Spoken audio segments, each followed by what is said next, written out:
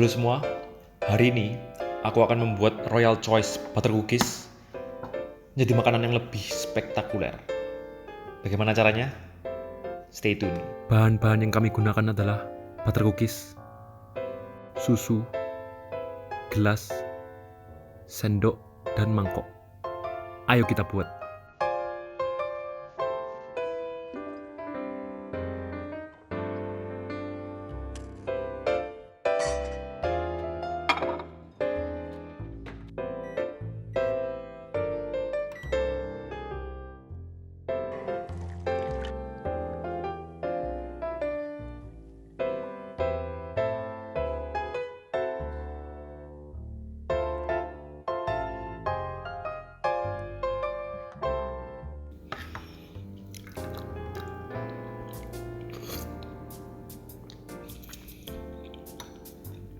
Misalnya nih, malam-malam kalian lapar, bisa nih nyobain kayak gini.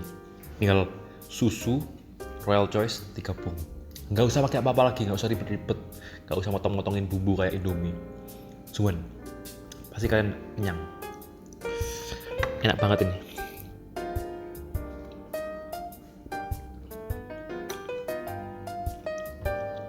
Rasa manis dan gurih bercampur jadi satu.